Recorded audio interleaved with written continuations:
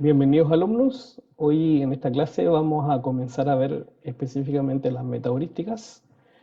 En particular, debemos recordar que en la última clase o en la anterior clase lo que vimos fueron heurísticas codiciosas, heurísticas de búsqueda local, ¿cierto? Y que estaban basadas en caminatas aleatorias que se llamaban o movimientos aleatorios, pero siempre buscaban mejorar la función actual en el siguiente movimiento, ¿no?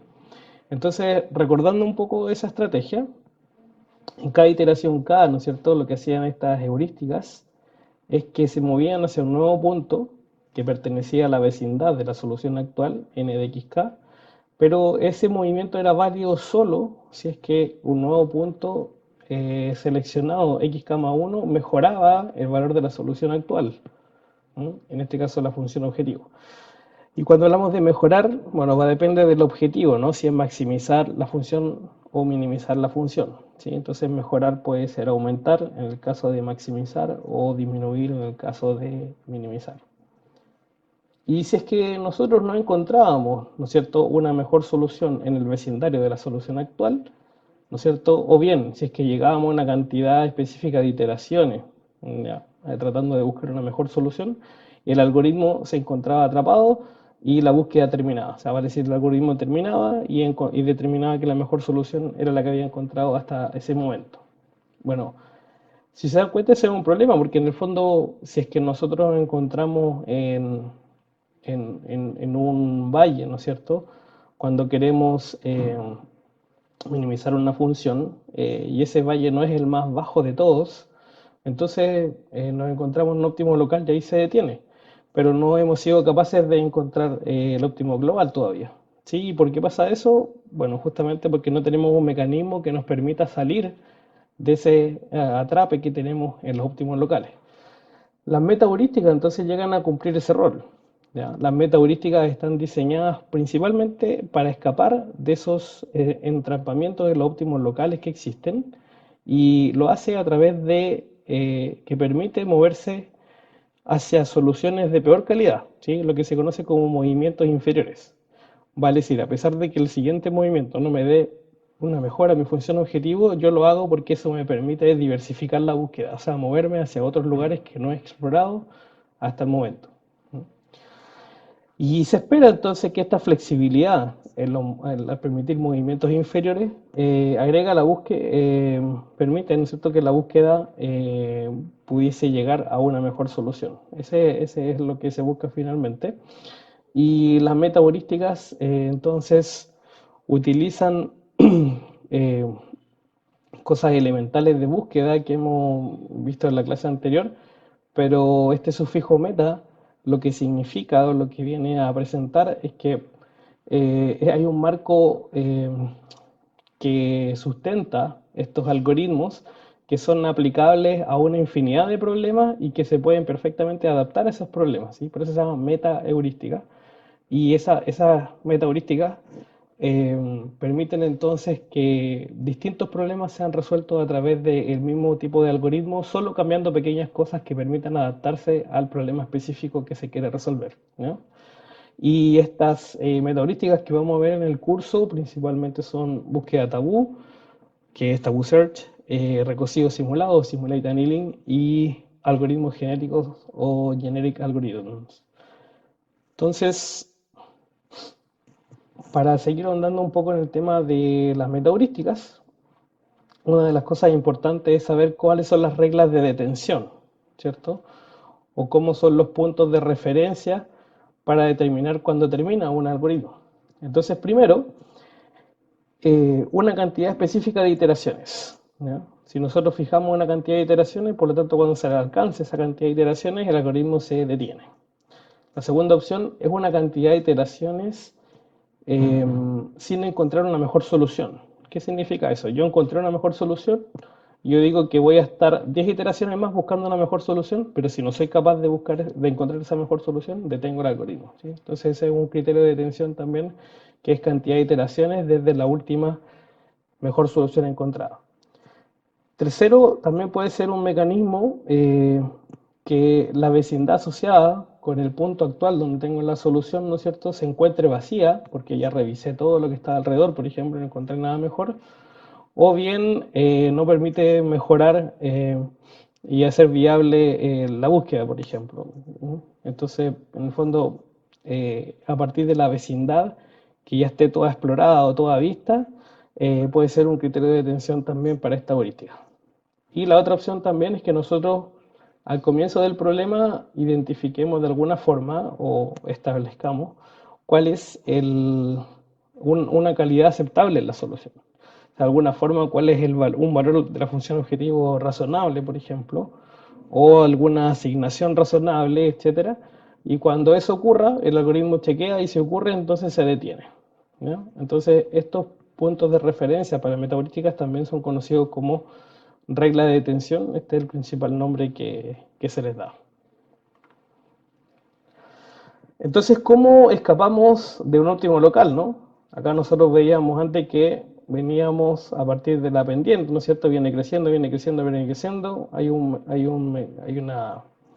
Un mecanismo que en el fondo a través del gradiente, ¿no es cierto? En el cual nosotros identificamos que vamos mejorando la función objetivo, suponiendo que aquí hay un problema de maximización.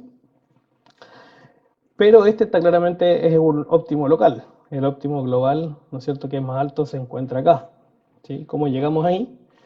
Bueno, entonces, en el caso de la lista tabú, para poder escapar de lo que es un punto de no mejora, digamos, una solución, un óptimo local, como hemos establecido, lo que se hace, como acá se señala, es que de alguna forma esta búsqueda tabú justamente toma su nombre porque utiliza un mecanismo que se llama lista tabú. Y la lista tabú lo que hace es almacenar soluciones ya visitadas durante un determinado tiempo, de manera tal que el algoritmo durante una determinada cantidad de iteraciones no vuelva a visitar esas soluciones porque ya las visitó. ¿Sí? Y de esa forma entonces permite diversificar la búsqueda, permitiendo soluciones de no mejora, pero solo por un determinado tiempo, digamos, ¿sí? En el fondo una cierta cantidad de iteraciones que se va haciendo. Entonces en este caso, por ejemplo, eso permitiría de que esta solución se mueva hacia allá y al moverse hacia allá finalmente debería llegar, ¿no es cierto?, a este óptimo global. Entonces, cuando la búsqueda tabú se encuentra atrapada en un óptimo local, lo que hace este algoritmo, como explicábamos, es que selecciona el siguiente movimiento de búsqueda, que puede ser inferior, o sea, para decir que no mejore la función objetivo, de manera que pueda prohibir temporalmente volver a examinar esas soluciones anteriores durante una determinada cantidad de iteraciones. Y el instrumento principal que utiliza este resultado es lo que explicábamos recién, que se llama lista tabú, y que lo que hace es recordar aquellos movimientos ya visitados, ¿no es cierto? Aquellas búsquedas ya hechas, soluciones visitadas, y por lo tanto los deshabilita o los deja como movimientos no posibles, por así decirlo, no viables, durante un determinado periodo que se llama periodo de permanencia o de eh, tenencia, como se especifica acá.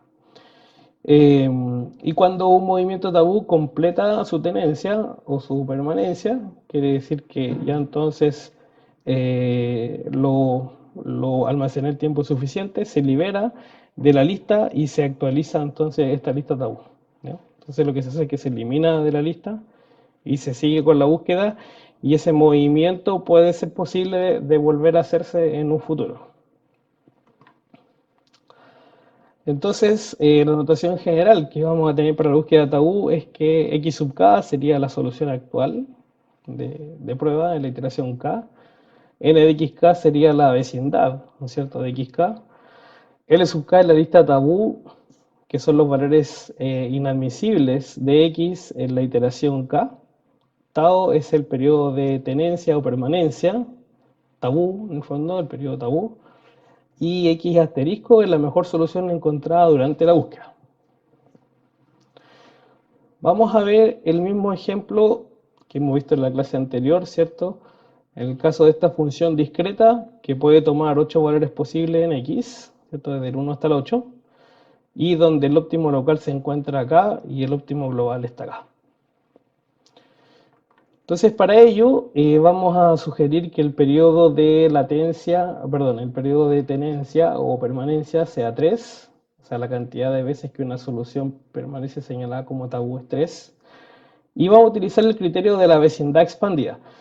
La vecindad, que son en el fondo todos los movimientos que yo puedo hacer, ¿cierto? Se va a definir de esta forma, pero, o sea, hasta xk menos 4 y más 4, pero siempre, a diferencia del logaritmo anterior, que no teníamos este concepto, se le debe restar la lista tabú. O sea, los elementos de la lista tabú hay que quitarlos de la vecindad porque son tabú durante un determinado tiempo, en este caso 3 iteraciones. ¿Ya? Y vamos a hacer 5 iteraciones en total para ver a qué converge el algoritmo.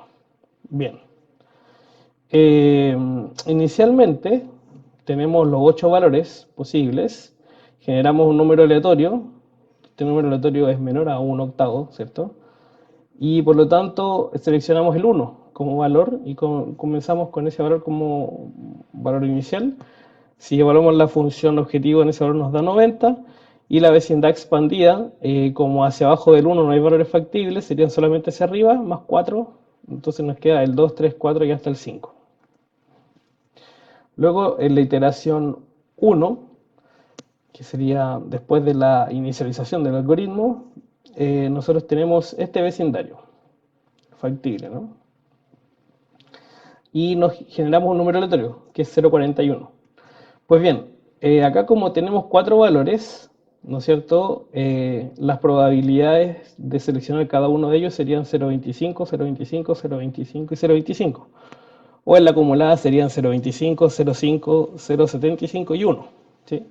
Por lo tanto, 0,41 es mayor a 0,25, pero menor a 0,5. Por lo tanto, el que se selecciona es el 3, y el que está acá. Evaluamos la función en él, nos da 50. Y como acabamos de pasar, ¿no es cierto?, por el valor 1, en la iteración anterior, este pasa a ser un término tabú, o sea, un elemento tabú. Y por lo tanto, cuando vemos la vecindad del 3, ya no incluimos el 1 porque ya pasamos por el 1. Y la vecindad sería 4 valores hacia abajo del 3, que solamente podría ser el 2 en este caso, y 4 valores hacia arriba, que sería el 4, el 5, el 6 y el 7. Bien, nuevamente generamos un número aleatorio. En este caso tenemos 5 valores, así que la probabilidad en cada caso sería 20%, 40, 60, 80, 100. Este 20% es un poco mayor de 20%, 20,34, por eso se selecciona el segundo, que sería ese. Y en 4 la función objetivo es 80. Y ahora nuestra lista tabú compone dos elementos ya visitados, el 1 y el 3. Y la vecindad expandida del 4 sería solamente el 2 hacia abajo, porque no puede estar ahí el 1 y el 3 porque son tabú. Y para arriba todos los posibles que serían 5, 6, 7, 8, los 4 más. Luego en la iteración 3 tenemos estos 5 valores, ¿cierto? Como vecindad expandida, y al generar este número aleatorio que es casi 8%, entonces nos queda que seleccionamos el primer número de acá, que sería el 2. Evaluamos la función objetivo en él, sería 60. Y con ello tenemos esta lista tabú ahora, agregamos el 4 que lo habíamos visitado en la iteración anterior. Y por lo tanto la vecindad expandida del 2 sería 4 elementos hacia abajo. El 1 no puede ser porque todavía es tabú, aunque esta es la última iteración, ¿sí? Porque es la tercera. Y que el 1 permanece como tabú, a eso me refiero. Y hacia arriba del 2, 2 más 4 sería hasta el 6, así que solamente nos quedaría el 5 y el 6. ¿Ya? El 3 y el 4 son parte de la lista tabú, ya fueron visitados. Entonces con estos dos valores generamos un número aleatorio, 0,58, como es mayor a 0,5, entonces nos quedamos con el 6. La función objetivo evaluada en 6 es 40. Luego la vecindad expandida, el 1 lo sacamos de acá, perdón, esta es la lista tabú, eliminamos el 1 porque ya estuvo 3 periodos consecutivos en la lista tabú. Nos quedamos con el 3 y el 4 y agregamos la solución visitada anteriormente que era 2. Y por lo tanto la vecindad expandida nos queda esto, 5, 7, 8. Y en la última iteración, ¿no es cierto? Tenemos un aleatorio 0,57. Acá sería 0,33, 0,66 y 1. Entonces el 7 es el que hay que elegir. Evaluamos la función objetivo en 7. Esto sería ahora el 3, sale también de la lista tabú, se elimina. Aquí se elimina el 1, ¿cierto? Y nos queda el 4 y el 2 y agregamos el 6 que es el que visitamos recién. ¿Ya? Con eso nos queda esta vecindad factible. Bueno, al terminar estas 5 iteraciones, el algoritmo, ¿qué es lo que hace? Dice, de todas las soluciones que yo he visitado, ¿cuál es la mejor? Bueno, hasta ahora la mejor solución sería 20 y se consigue ¿dónde? En x igual a 7. Así concluye estas 5 iteraciones de la búsqueda tabú. Bueno, vamos a ver ahora otro ejemplo, un poco más sofisticado, pero esto nos permite ver la flexibilidad que tiene la búsqueda tabú para hacer eh, búsqueda de mejores soluciones, ¿no? Y este particular es un problema de scheduling, ¿no? Lo que tenemos acá es que tenemos que secuenciar n tareas en una sola máquina, en un taller de una sola máquina, y el tiempo de procesamiento t para cada tarea j es t sub j, ¿no es cierto? Que es lo que está en la segunda columna de esta tabla. Y la fecha límite, o sea, la fecha de entrega, o lo que en inglés se conoce como el due date, es t sub j, y eso aparece en esta columna. Eh, y es a partir desde el día o desde el tiempo cero, ¿no? Desde ahí se cuentan la fecha de entrega. Ahora, ¿qué es lo que ocurre? Estas tareas, ¿no es cierto?, que se hacen en las máquinas pueden ser completadas con antelación o con retraso, ¿ya? Y en ambos casos tienen un costo que pagar, ¿ya? Como acá se plantea, si la tarea J se termina con anticipación a su fecha límite, entonces se incurre en un costo de retención que es h sub j por unidad de tiempo, y si una tarea se genera o se procesa de manera retrasada, se entrega retrasada con respecto a la fecha límite, entonces provoca un costo, pero un costo de penalización por no entregar a tiempo esa tarea, y es P sub j por unidad de tiempo, ¿sí? Entonces en esta columna están los h y en esta columna están los P sub j. Y este es un ejemplo, obviamente, para un problema donde hay 4 tareas, ¿ya? Entonces, en este caso, aunque el enunciado no es claro, explícito, el objetivo de este problema es minimizar el costo total, ya sea el costo de retención más el costo de penalización por cada secuencia posible en una máquina, ¿sí? Al final, como yo tengo una sola máquina, lo que yo tengo que decidir es si el orden apropiado de procesar sería, por ejemplo, 1, 2, 3, 4, o si el orden apropiado sería, por ejemplo, 2, 3, 1, 5, 4, ¿sí? Por decir algo. Bueno, pero aquí hay muchas posibilidades, ¿no? Como son 4 posibilidades, en el fondo la cantidad posible sería 4 por la primera posición, después nos quedan 3, nos quedan 2, nos queda 1, al final es 4 factorial, o sea 24.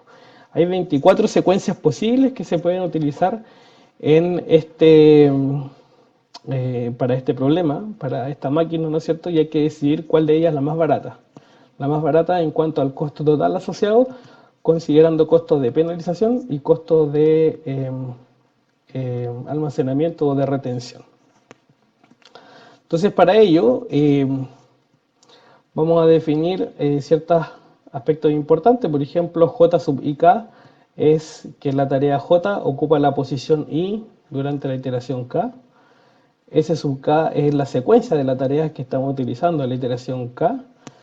N de SK es las secuencias vecinas, por así decirlo, que están en las vecindades de la secuencia SK.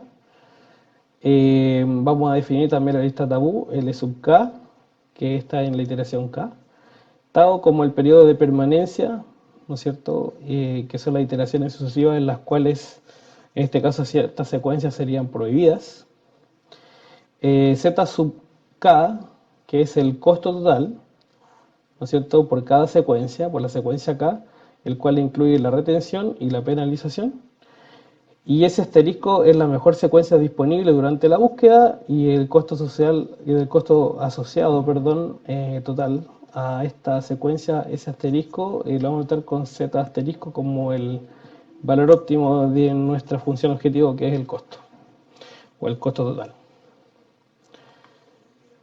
Ahora bien, acá es súper importante determinar cómo vamos a hacer la búsqueda. O sea, yo defino una secuencia inicial, por ejemplo, 1, 2, 3, 4, y la pregunta es, ¿cómo defino cuáles son las secuencias vecinas, o las secuencias que están en la vecindad de SK?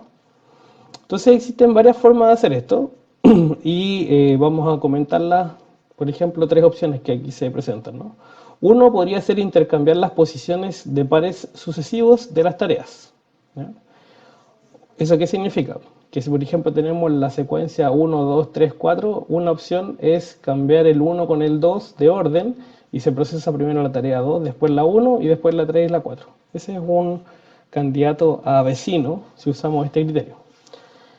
Un segundo criterio sería intercambiar las posiciones de pares implícitos de cada dos tareas, ¿sí? O sea, vale decir, eh, por ejemplo, si tenemos la secuencia 1, 2, 3, 4, a lo mejor movemos completamente el 3, 4 hacia adelante y nos queda 1, 3, 4, 2. ¿Sí? Esa es una forma también de buscar vecinos. Mover, como dice allí, pares explícitos, que en este caso sería el par 3, 4, hacia adelante o hacia atrás, por ejemplo. En este caso hacia adelante, ¿no? Podría ser ahí, pero también podría ser hacia más adelante. Bueno, otra opción, otro criterio, sería intercambiar la posición de una tarea con otra seleccionada al azar entre las tareas restantes, ¿sí? Y eso simplemente generando números aleatorios, uno cambia una posición por otra, ¿no? Nosotros, para resolver este problema, vamos a utilizar el primer criterio. ¿Cuál es el primer criterio? En que vamos a intercambiar las posiciones de pares sucesivos, ¿no? Y también la selección del siguiente movimiento vamos a utilizar una selección aleatoria.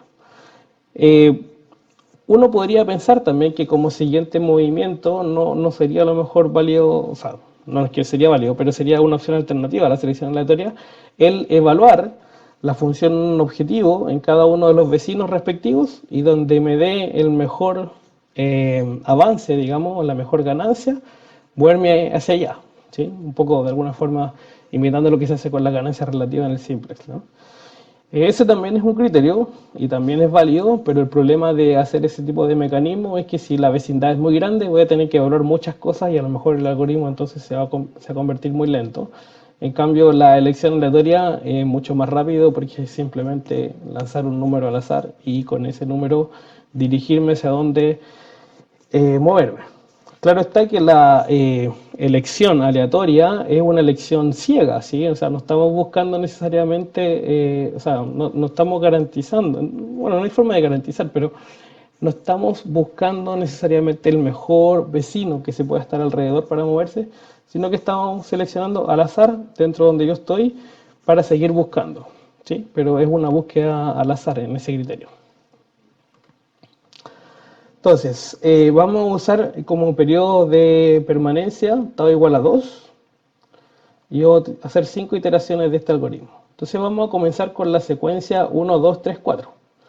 Bueno, esa secuencia tiene un costo. ¿Y de qué depende el costo? Depende, ¿no es cierto?, si la tarea 1, 2, 3 o 4 se atrasan en su entrega o se adelantan en su entrega. Para hacer estos cálculos un poco más fácil, el libro de Taja nos entrega una planilla Excel que es bastante útil, que es la que está acá, donde ustedes pueden ver aquí los datos que se dan como ejemplo. Y lo que ustedes tienen que hacer acá en esta fila 8 es ingresar el orden de la secuencia. Por ejemplo, acá está el orden 1, 2, 3, 4. Y acá se encuentra el costo total asociado a esa secuencia, ¿sí? Entonces, ¿cómo se evalúa eso? Bueno, por ejemplo, si comenzamos con la tarea 1, dado que el tiempo de procesamiento es 10, termina de procesarse el día 10. Por lo tanto, costo de penalización o día de penalización no hay, ¿no es cierto? Porque no se demoró con respecto a su fecha de entrega. Lo que sí, ¿no es cierto?, es que la fecha de entrega de él era el día 15. Por lo tanto, hay 5 días de adelanto en que yo estoy terminando esta tarea con respecto a lo que debería. Por lo tanto, debo pagar un costo de penalización, perdón, un costo de retención, por mantener, digamos, la tarea hecha usando o gastando algún espacio físico en mi taller, ¿no? Y eso es, el costo era 3, y si 3 lo multiplicamos por 5 nos da 15. ¿Sí? Bueno, y así sucesivamente ustedes pueden visualizar cada uno de los casos. Por ejemplo, no sé, para terminar la tarea 4, según esta secuencia, queda terminada el día 31, ¿no es cierto? Pero su fecha de entrega era el día 30. Por lo tanto, hay un día de penalización por retraso y hay que pagar por ese retraso $8 por el día, ¿no? Bueno, y así. Entonces, de esta forma se calculan el costo total, que en este caso sería 167 para esa secuencia propuesta, ¿ya? Y eso es lo que se escribe acá, ¿no? 167, porque es el mejor costo hasta el momento. Como estamos recién en la iteración 0 o estamos inicializando el algoritmo, la lista tabú está vacía. Y dijimos recién que los vecinos lo íbamos a determinar haciendo intercambios sucesivos de a pares. Entonces, si la lista, o sea, perdón, si la secuencia inicial es 1, 2, 3, 4, las opciones que hay son que yo intercambie el 2 con el 1 y nos quedaría 2, 1, 3, 4. La otra opción sería que cambie los dos del medio, ¿cierto? Entonces me permanezco el 1 y esto me queda 3, 2, 4.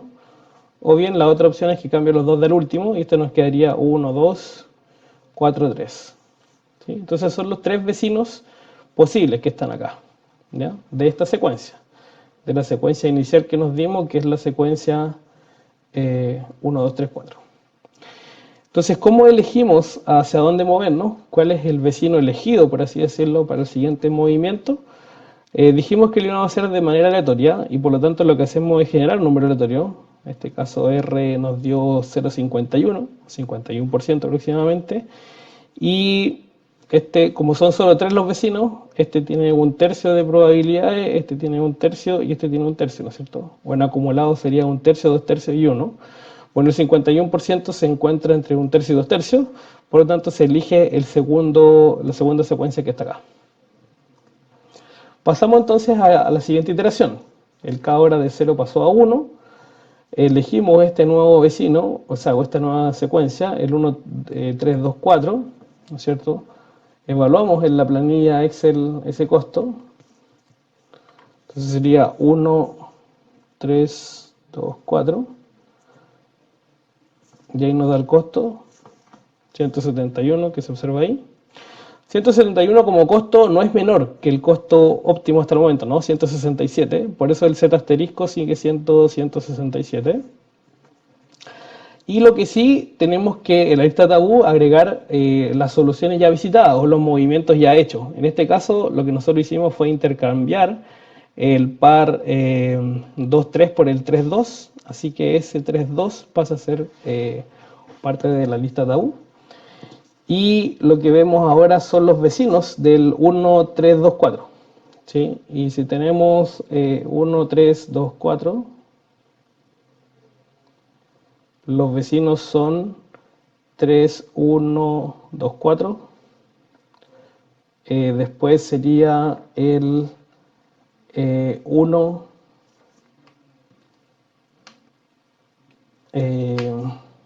1, 2, 3, 4. Y por último sería el 1, 3, 4, 2. Pero resulta que el segundo de estos vecinos ya es la solución que teníamos anteriormente. O sea, es una solución visitada. Por lo tanto, esto no se vuelve a visitar porque es pasa a ser una parte de la lista tabú, ¿sí? Entonces, por eso la descartamos acá dentro de los vecinos y solamente nos quedamos con dos vecinos posibles. El primero y el último. O sea, 50 y 50% de probabilidad de elegir uno o otro. Tiramos un número al azar, 0,32, entonces elegimos el primero. Nuevamente evaluamos esta secuencia 3, 1, 2, 4 en la función en el costo. El costo ahora sí nos da significativamente menor, 126. Así que el mejor costo o el Z óptimo hasta el momento sería 126. Y como seleccionamos un nuevo mecanismo, que sería este, entonces agregamos ese 3,1, que fue el enroque que hicimos, como a la lista tabú, y vemos los vecinos posibles del 3, 1, 2, 4. Y nuevamente ahí se ven estos tres, ¿ya? Pero el 1, 3, 2, 4 no puede ser parte de los vecinos porque ya recién lo visitamos. Así que nos quedamos con estos dos. Y dentro de estos dos, si el número aleatorio generado es 0,29, elegimos al primero que está ahí. Bueno, y así sucesivamente, esto itera 5 veces. ¿Ya? Y bueno, podrán ver que 130 no es mejor que 126, 162 no es mejor que 126, 260 no es mejor que 126. Así que después de la quinta iteración el algoritmo se detiene y la mejor solución sería 126 y la secuencia sería la 3, 1, 2, 4. Y acá entonces tenemos una carta que muestra un poco para esa solución, la 3, 1, 2, 4, cómo son las fechas de procesamiento, las fechas límite, ¿no es cierto? Y finalmente los tiempos. Por ejemplo, la tarea 3 demoraba 6 unidades de tiempo en procesarse, y como fue la primera, quedó lista, ¿no es cierto?, el día 6, pero su fecha de entrega era el día 10. Por lo tanto, hay 4 días de retención y por lo tanto tenemos que pagar un costo por eso y ese costo es 20. En el caso de la tarea 1, el tiempo de procesamiento era 10 días, pero partió después de la 3, entonces partió el día 7, terminó el 16 y la fecha de entrega límite era el día 15. Como la entregó de manera tardía un día, se paga por eso y se paga un costo de 10. Bueno, y así sucesivamente. Acá también en esta carta GAN pueden visualizar, digamos, cómo queda esta solución.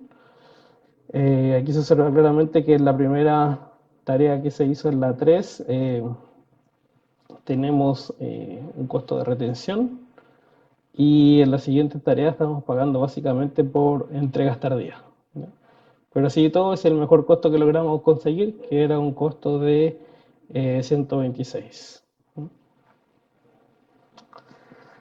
Bien, eh, unas preguntas interesantes que nos tenemos que hacer es cómo mejoramos este algoritmo, ¿sí? O cómo lo podemos refinar. Entonces aquí hay algunos criterios para refinar el algoritmo de búsqueda tabú, ¿no es cierto? Y así poder optar a conseguir una mejor solución final. Entonces, uno de los aspectos importantes es el criterio de aspiración, ¿no?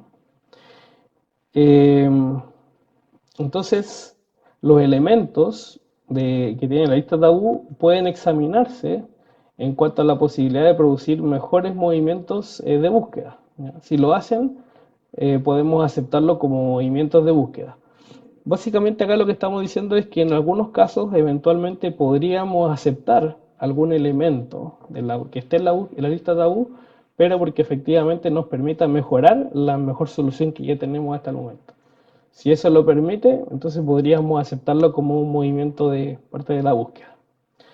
Otra opción importante para afinar la búsqueda tabú son la intensificación y la diversificación. Bueno, esos conceptos son súper clave en metaheurísticas, porque intensificar significa que yo estoy encontrando buenas soluciones en una determinada región, ¿no es cierto?, dentro de mi región factible, y por lo tanto voy a intensificar para tratar de encontrar una mejor solución al mismo tiempo. Por el contrario, diversificar o la diversificación viene cuando uno está buscando una solución, pero resulta de que estás como atrapado en un óptimo local, llevas mucho tiempo tratando de mejorar la solución y el algoritmo no mejora la solución, no mejora la solución, no mejora la solución. Entonces lo que hay que hacer es tratar de moverse hacia otra parte de la región factible. Eso se llama diversificar y para eso hay distintos mecanismos dependiendo de la metaheurística que estemos usando. Entonces, en el caso de la búsqueda tabú, tanto la intensificación como la diversificación se manejan a partir del tamaño de la lista tabú. Uno puede disminuir el tamaño de la lista o aumentarla, ¿sí? Si uno disminuye la lista de tabú, el tamaño de la lista tabú, por ejemplo, que aceptar solamente como que la capacidad de memoria fuera para guardar un punto ya visitado o dos puntos visitados, eso lo que va a permitir entonces es que se diversifique mucho, ¿ya? Que en el fondo, perdón, que se intensifique en el fondo, porque dentro de las alternativas de la región a la solución actual van a haber muchos movimientos que se van a permitir. Por lo tanto, debería intensificarse la búsqueda. Y en el caso de que la lista se agrandara, entonces significa que yo voy a marcar muchas soluciones como ya visitadas, por lo tanto lo que intentaría hacer ahí es la diversificación porque voy a buscar hacia otras zonas que aún no han sido exploradas.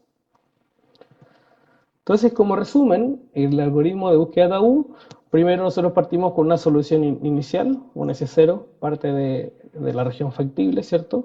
Inicializamos la lista tabú en vacío, hay elementos en la lista tabú, y seleccionamos algún esquema para definir cuál va a ser el tamaño de la lista tabú.